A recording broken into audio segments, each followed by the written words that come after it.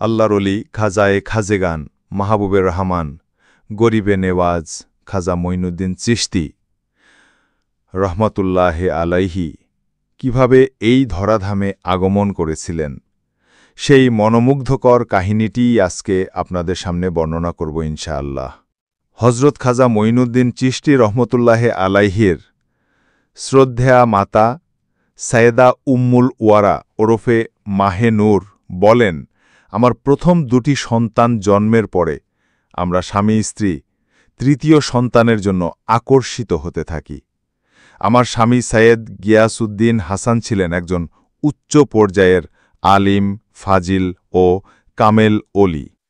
যে রাতে আমার তৃতীয় সন্তান মঈনুদ্দিন আমার গর্ভে আসে সে রাত্রি ছিল বৃহস্পতিবার। আমার স্বামী প্রতি রাতের মতো এ রাতেও এশার নামাজ আদায় করে দোয়া দরুদ ওজিফা ও জিকিরে লিপ্ত হলেন এবং রাতের তৃতীয় প্রহরে তিনি তাহাজ্জুদের নামাজ আদায় করলেন। আমিও তার পাশে থেকে একই প্রক্রিয়ায় নামাজ দোয়া দরুদ জিকির ও ওজিফা করে যেতে লাগলাম। রাতের শেষ দিকে বিছানায় এসে আমরা ফজরের নামাজের জন্য অপেক্ষা করছিলাম। আমরা সাধারণত বৃহস্পতিবার রাত ইবাদত বন্দেগীর মধ্যেই কাটাতাম, কিন্তু আমার স্বামী যখন তাহাজ্জুদ নামাজ শেষ করে মুনাজাতের জন্য দুই হাত তুললেন, তখন সমস্ত ঘর একটা যৌন আকর্ষণকারী খুশবুতে পরিপূর্ণ হয়ে গেল। আমার স্বামী যখন আমার পাশে এলেন, আমরা আমাদের বিবাহের প্রথম রাতের মতো সুখ ভোগ করলাম। এরপর আমাদের ঘর একটি স্বর্গীয় সুবাসে পরিপূর্ণ হয়ে গেল। আমার গর্গলে মঈনুদ্দিন চিশতির দেহ তৈরি হতে লাগল। এ সময় প্রতি রাতেই আমি বিভিন্ন আল্লাহর অলিদেরকে স্বপ্নে দর্শন করতে লাগলাম।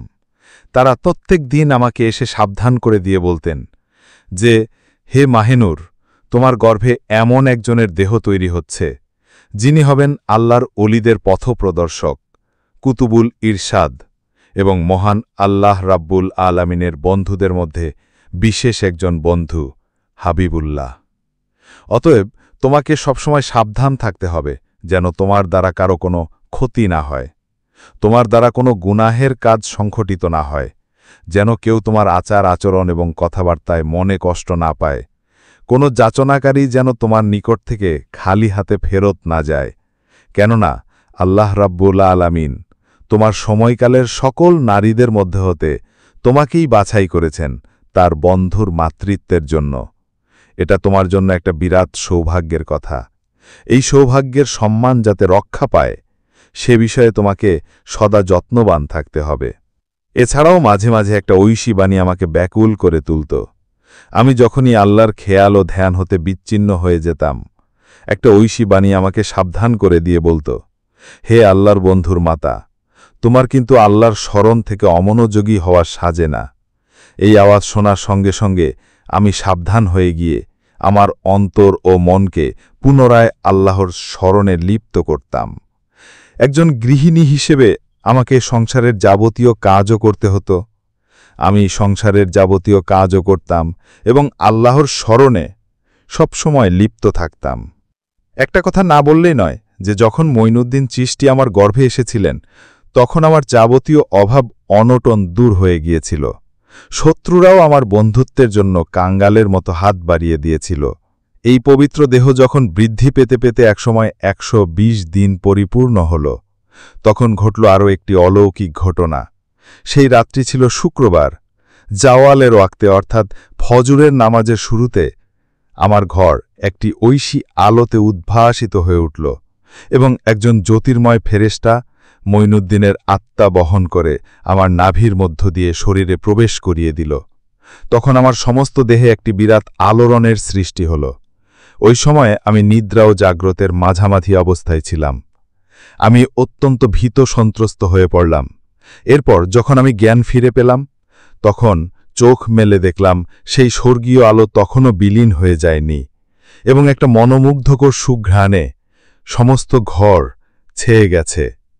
এরপর একটা তসবির আওয়াজ আমার কর্ণগোচর হতে লাগল। আমি আশ্চর্যান্বিত হয়ে এই আওয়াজের উৎসমূল খুঁজতে লাগলাম এবং কি নামের জিকির হচ্ছে তাও বুঝার চেষ্টা করলাম।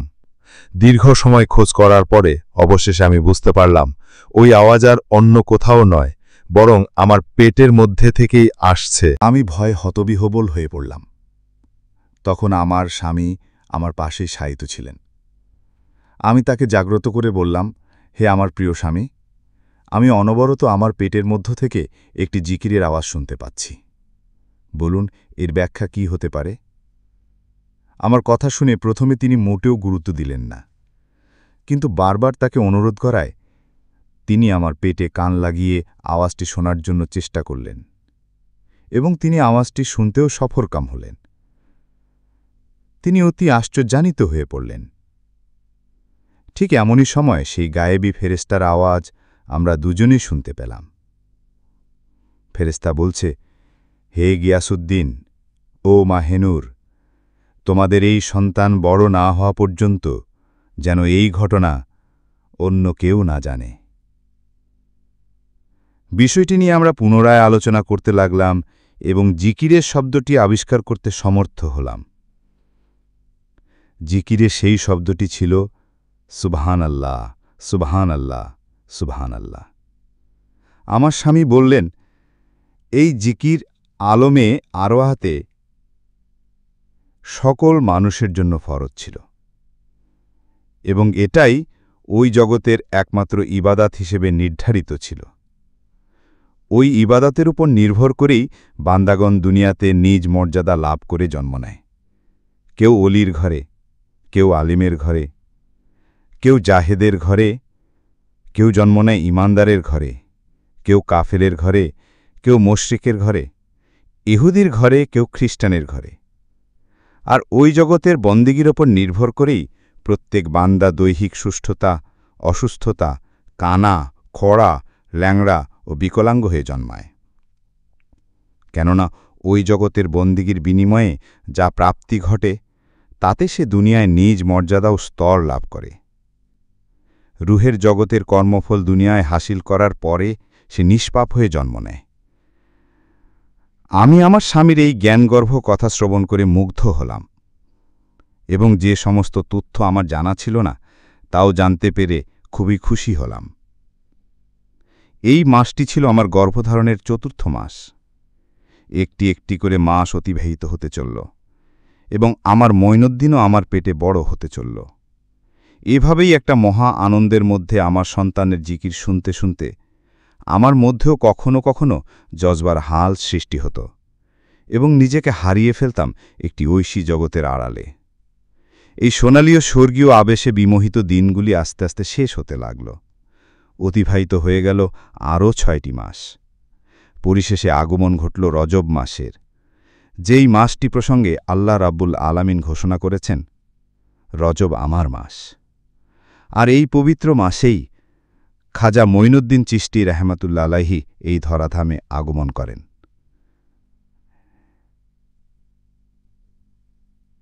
তার জন্মকালের সময় প্রসঙ্গে তার শ্রদ্ধে আম্মাজান বলেন, ঘোর অমানিসা দূর হয়ে যখন দিনের আলোক রশ্মি ধরার বুককে আস্তে আস্তে আলোকিত করছিল, তখন আমি অনুভব করলাম আমার প্রসবের সময় হাজির। আমি ফজরের নামাজ আদায় করে আমার বিছানায় গায়ে এলিয়ে দিয়েছি। ঠিক এমনই সময় দেখতে পেলাম আমার ঘর এক ঐশী আলোকে আলোকিত হয়ে উঠেছে। আমি আরও দেখতে পেলাম আমার ঘরে দৃশ্য অদৃশ্য মহান আল্লাহ রাব্বুল আলামিনের হাজার হাজার বন্ধুর আগমন ঘটেছে। এদের আগমনকে কেন্দ্র করে আমার মনে বিভিন্ন প্রশ্নের দেখা দিল। এমন সময় সেই ফেরেশতা আমার মনের প্রশ্নের জবাব দিয়ে বললেন, হে মাহেনুর, হে আল্লাহর বন্ধুর জননী, এখন আপনি যাকে প্রসব করবেন তিনি আল্লাহর বন্ধুরূপে সর্বত্র পরিচিতি লাভ করবেন। তাকে সালাম, অভিবাদন ও মুবারকবাদ জানানোর জন্যই এসব গাউস, কুতুব, অলি, আবদাল ও দরবেশগণ এসেছেন। সাথে সাথেই সকলেই সমস্বরে বলে উঠল, মারহাবা হে কুতুবুল মাশায়েক, মারহাবা হে আল্লাহর বন্ধু। এরপর যখন আমার জ্ঞান ফিরে আসলো তখন আমি দেখতে পেলাম আমার ঘরে কোনো মানুষের চিহ্ন নেই। সকলেই অদৃশ্য হয়ে গেছে এবং আমার সন্তানও প্রসব হয়ে গেছে। খুব লক্ষ্য করে আমি দেখলাম তার ঠোঁটগুলি নড়ছে। আমি তার মুখে কান লাগিয়ে শুনলাম সে নফি ইসবাতের জিকিরে লিপ্ত। তার মুখ থেকে মহান আল্লাহ রাব্বুল আলামিনের জিকির শ্রবণ করে আমি অন্তরের অন্তঃস্থল থেকে আল্লাহর শুকরিয়া আদায় করে বললাম, সুবহান আল্লাহ। এরপর তাকে কোলে তুলে নিলাম।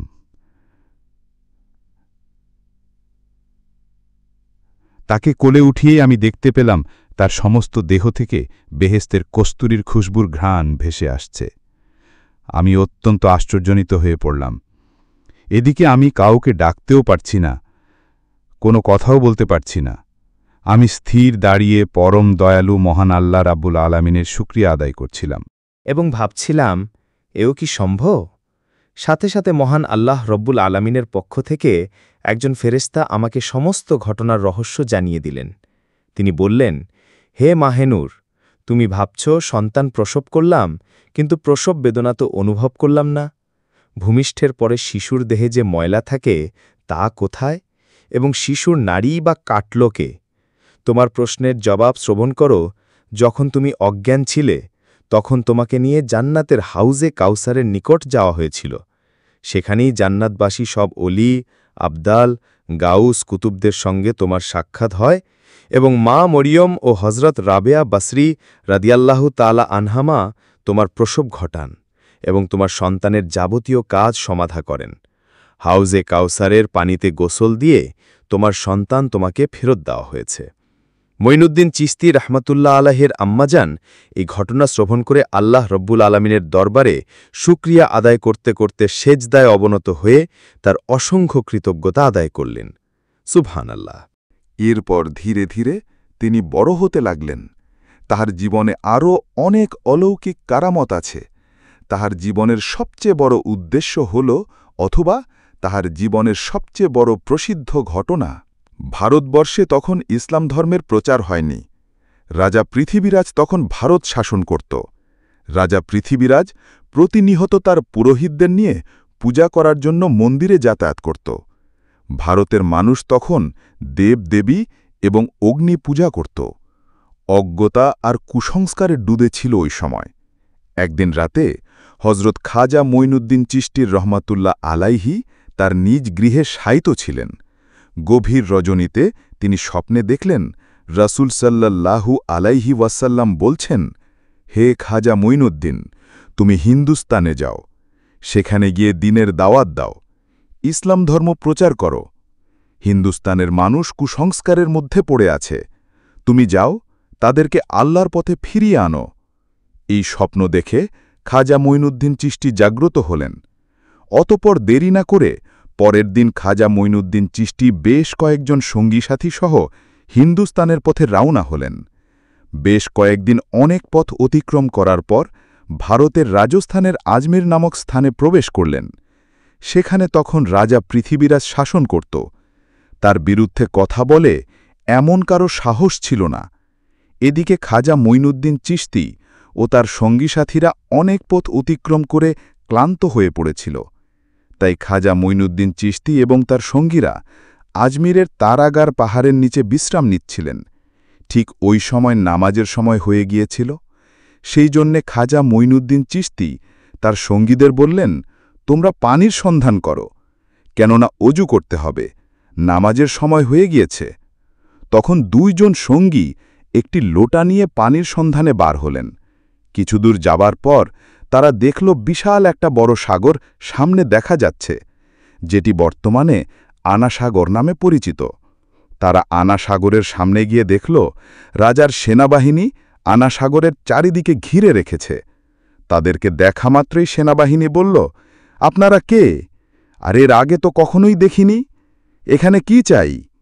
সঙ্গী দুজন বলল, আমরা হলাম খাজা মঈনুদ্দিন চিশতির মুরিদ, আমরা এখানে অজু করার জন্য এক লোটা পানি নিতে এসেছি। এটা শুনে সেখানে থাকা সমস্ত সেনাবাহিনী উচ্চস্বরে হাসতে লাগল আর বলল, আপনারা কি রাজা পৃথিবীরাজের নাম শুনেননি? তার হুকুম অমান্য করলে কঠিন শাস্তির ব্যবস্থা হবে।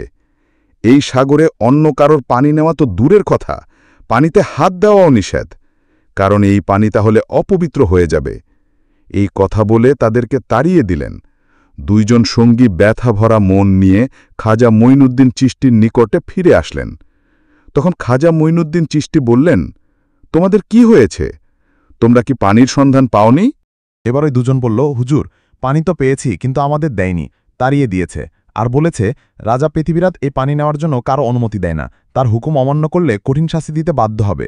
তাদের সব কথা শুনে খাজা মঈনুদ্দিন চিশতি আল্লাহর দরবারে দোয়া করার পর তাদেরকে বললেন, তোমরা আনা সাগরের সামনে গিয়ে বলবে খাজা মঈনুদ্দিন চিশতি আমাকে পাঠিয়েছে। অতঃপর দুইজন সঙ্গী আবারও ওদের পানি আনার জন্য রওনা হলেন।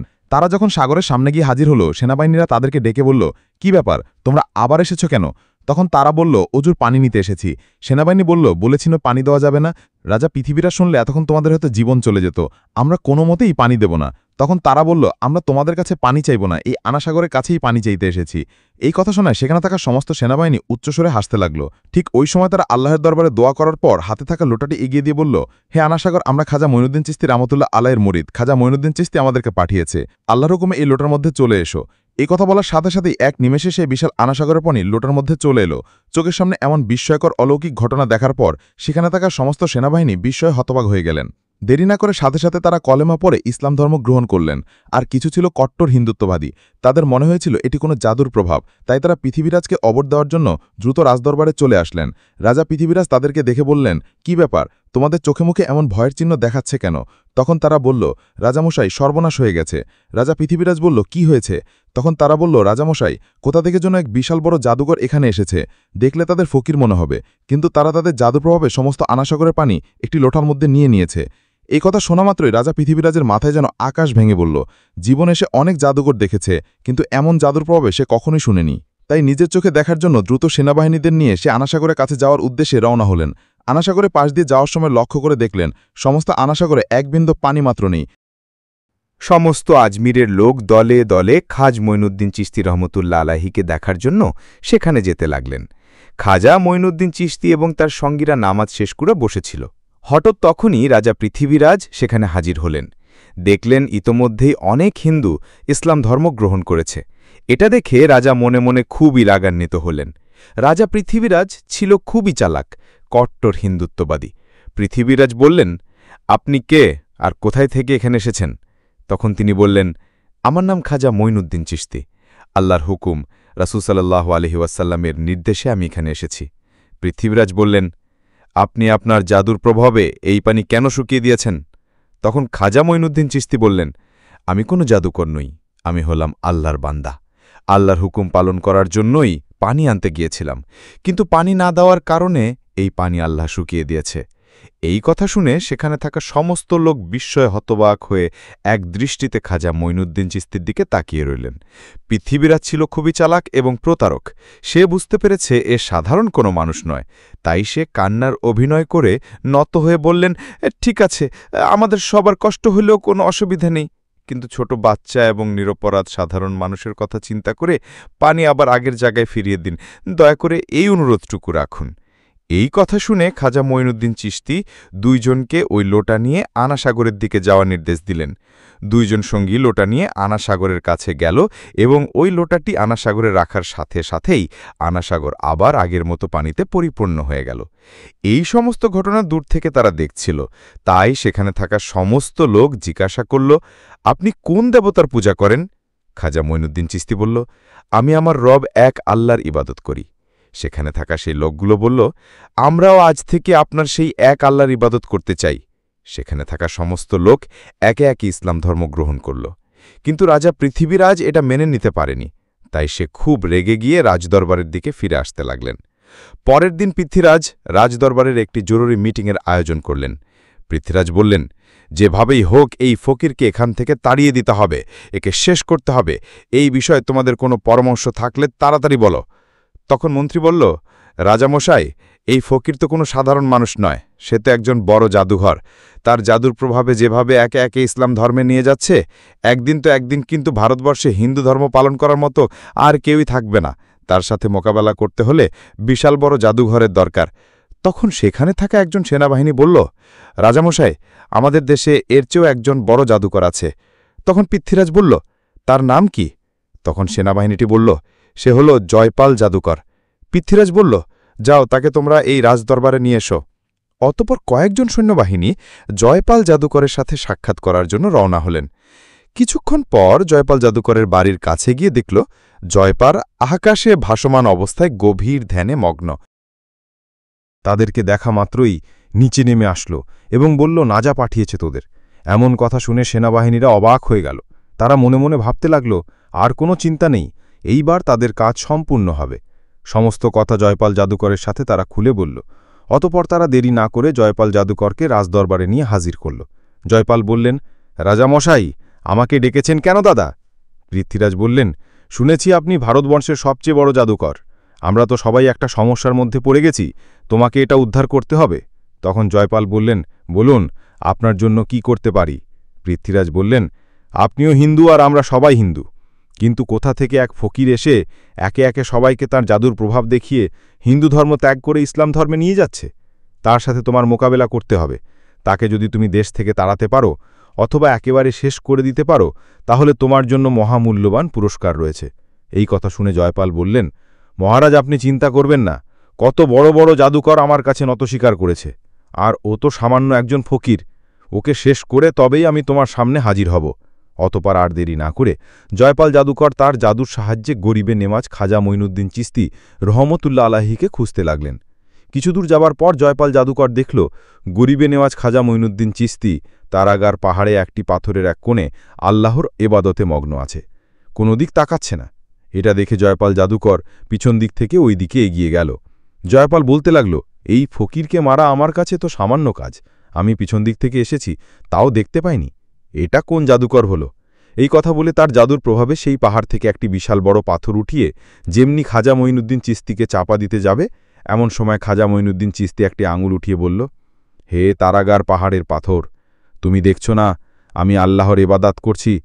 হে পাথর, তুমি যদি আল্লাহর পক্ষ থেকে আসো তাহলে আমাকে চাপা দিয়ে মেরে ফেলো, আর যদি শয়তানের পক্ষ থেকে আসো ওখানেই দাঁড়িয়ে যাও। এই কথা শুনে পাথর সেখানেই থমকে দাঁড়িয়ে পড়ল, 1 ইঞ্চি নড়ল না।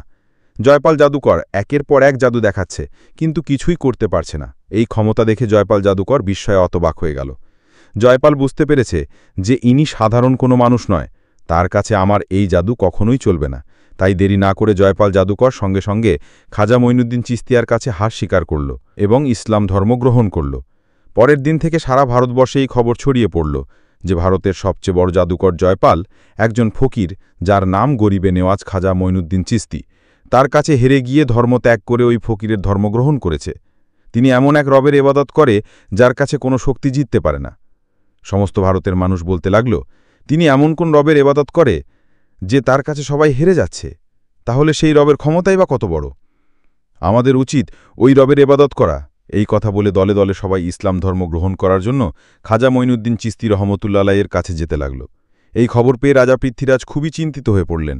তিনি বুঝতে পারছেন না এবার তিনি কি করবেন। তখন মন্ত্রী বলল, রাজামশাই, জয়পাল জাদুকর ইসলাম ধর্ম গ্রহণ করেছে। আরও অনেক মানুষ একে একে ইসলাম ধর্ম গ্রহণ করছে। আমাদের মনে হয় তিনি সাধারণ কোনো মানুষ নয়, তার অনেক ক্ষমতা আছে, তাকে হারানো অসম্ভব। তার কথা আমাদের মেনে নেওয়া উচিত।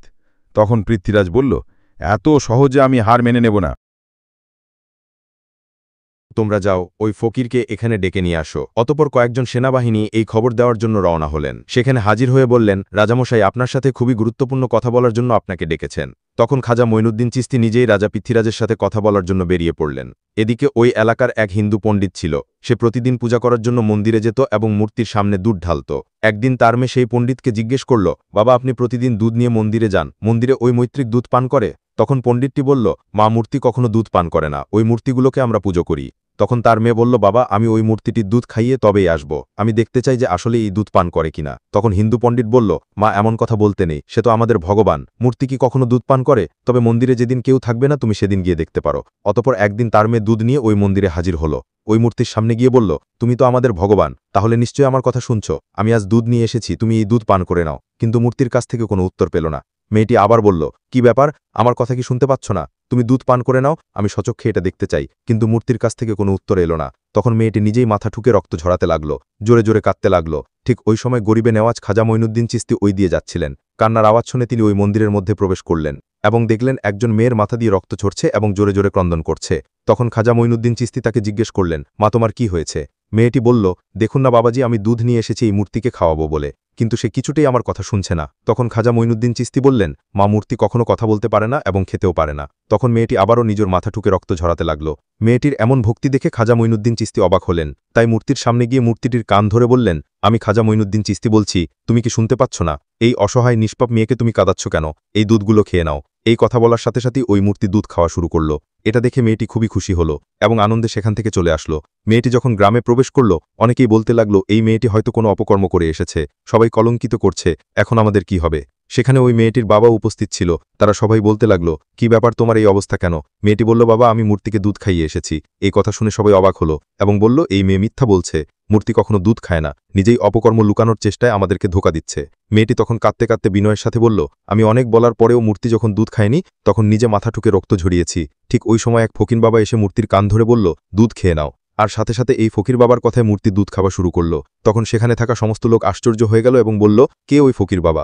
মেয়েটি বলল, আমি ওই ফকির বাবাকে চিনি না, তবে মনে হয় আশেপাশে কোথাও আছে। তারা সবাই খাজা মঈনুদ্দিন চিশতিয়ার সাথে সাক্ষাৎ করার উদ্দেশ্যে বেরিয়ে পড়লেন। এদিকে খাজা মঈনুদ্দিন চিশতি ততক্ষণে পৃথ্বীরাজের দরবারে এসে হাজির হলেন। পৃথ্বীরাজ বললেন, হে ফকির বাবা, তুমি কি চাও? খাজা মঈনুদ্দিন চিশতি বললেন, আমি ভারতের মানুষকে অন্ধকার থেকে দূরে সরিয়ে কোরআনের আলো দিয়ে আলোকিত করতে চাই। আমি চাই সবাই কুসংস্কার ছেড়ে তওবা করে আল্লাহর পথে ফিরে আসুক, যিনি পৃথিবীর মালিক, যিনি আখিরাতের মালিক, যিনি বললেই এক নিমেষেই সব হয়ে যায়। আমাদের সবার রিজিকের মালিক, জন্মমৃত্যু সবকিছু তারই ক্ষমতা। সেই মহান আল্লাহ তাআলার ইবাদত করতে চাই, আমি কারো ক্ষতি চাই না। তিনি যখন এসব কথা বলছে, ঠিক ওই সময় একজন ইসলাম বিদ্বেষী ব্যক্তি তার আধ্যাত্মিক ক্ষমতা পরীক্ষা করতে এসে বলল, তিনি যদি সত্যিকারের আধ্যাত্মিক শক্তিধর হন, তবে পানি থেকে আগুন তৈরি করে দেখান। খাজা মঈনুদ্দিন চিশতি রাহমাতুল্লাহ আলাইহি আল্লাহর নাম স্মরণ করে পানির উপর ফু দিলেন এবং সেই পানি থেকে আগুন বের হতে শুরু করে। চোখের সামনেই এমন বিস্ময়কর অলৌকিক ঘটনা দেখে ওই ব্যক্তি খাজা মঈনুদ্দিন চিশতির কাছে ক্ষমা চায় এবং তার ক্ষমতায় বিশ্বাসী হয়ে সাথে সাথে ইসলাম ধর্ম গ্রহণ করে। ওই সময় এই রাজদরবারের সমস্ত মানুষ রাজা পৃথ্বীরাজও বুঝতে পেরেছিলেন যে এমন আল্লাহওয়ালা মানুষের সাথে কখনোই মোকাবেলা করা সম্ভব নয়। অনেক অলৌকিক ঘটনা দেখার পর তারা আর দেরি করলেন না, ক্ষমা চাইলেন এবং সঙ্গে সঙ্গে তারা খাজা মঈনুদ্দিন হাতে হাত দিয়ে মুরিদ হয়ে গেলেন এবং ইসলাম ধর্ম গ্রহণ করলেন। খাজা মঈনুদ্দিন চিশতি তাদেরকে ক্ষমা করে দিলেন। অতপর খাজা মঈনুদ্দিন চিশতি সেখান থেকে চলে আসলেন। খাজা মঈনুদ্দিন চিশতি তার সঙ্গী সাথী সহ তরাগার পাহাড়ের ওই স্থানে অবস্থান করলেন। খাজা মঈনুদ্দিন চিশতি যখন এক স্থানে আল্লাহর ইবাদতে মগ্ন ছিলেন, ঠিক ওই সময় হিন্দু পণ্ডিত সহ ওই লোকগুলো ওই স্থান দিয়ে যাচ্ছিলেন। তখন হিন্দু পণ্ডিতের ওই মেয়েটি বলল, ওই দেখুন, ওই যে ফকির বাবা বসে আছে, ওই ফকির বাবার কথাই মূর্তি দুধ খেয়েছিল। তারা সবাই একে একে খাজা মঈনুদ্দিন চিশতি রহমতুল্লাহ আলাইহির কাছে হাজির হলেন এবং বললেন, এই ফকির বাবা আপনি কে, আর আপনি কোন ধর্মে? এমন জাদু জানেন যে আপনার কথায় মূর্তি দুধ খেয়েছে? খাজা মঈনুদ্দিন চিশতি বললেন, আমি তো আল্লাহর এক বান্দা, আমার কথায় কিছুই হয় না। আমার আল্লাহ যা বলে তাই হয়ে যায়, আমি সেই আল্লাহর ইবাদত করি। তখন যারা বলল, আমরাও আজ থেকে সেই আল্লাহর ইবাদত করতে চাই, এই ভারতে তো সবাই একে একে ইসলাম ধর্ম গ্রহণ করেছে, আমাদেরকেও ইসলাম ধর্ম গ্রহণ করিয়ে দিন। অতঃপর তারা সকলে ইসলাম ধর্ম গ্রহণ করলেন। এই ঘটনার কয়েকদিন পর খাজা মঈনুদ্দিন চিশতি সেখানে একটি জঙ্গলের মধ্য দিয়ে যাচ্ছিলেন। যাওয়ার সময় দূরে লক্ষ্য করে দেখলেন কয়েকজন হিন্দু পণ্ডিত এবং সেখানে থাকা বিভিন্ন লোকজন অগ্নিপূজা করছে। এটা দেখে খাজা মঈনুদ্দিন চিশতি তাদের দিকে এগিয়ে গেলেন এবং বললেন, আপনারা আগুন পূজা করছেন কেন? এই আগুন আপনাদের কি উপকার করে? তখন তারা বলল, এই আগুন হলো আমাদের খোদা, আগুনকে খুশি করছি, মৃত্যুর পরে নরকের আগুন থেকে মুক্তি পাওয়ার জন্য আগুন পূজা করছে। তখন খাজা মঈনুদ্দিন চিশতি রহমাতুল্লাহ আলাইহি বললেন, আচ্ছা বেশ, তাহলে আপনারা আগুনকে খুশি করছেন, আগুনকে স্পর্শ করুন তো, আগুন আপনাদের জ্বালিয়ে দেয় কিনা? তখন সেখানে থাকা আরেকজন বলল, এটা আবার কেমন ধরনের কথা, আগুনে হাত দিলে তো হাত পুড়েই যাবে। তখন খাজা মঈনুদ্দিন চিশতি বললেন, আপনারা এমন খোদার পূজা করেন যে ওই খোদা তোমাদেরকে পুড়িয়ে দেবে, কিন্তু আমি এমন এক খোদার পূজা করি যার হুকুমে আগুন ঠান্ডা হয়ে যায়।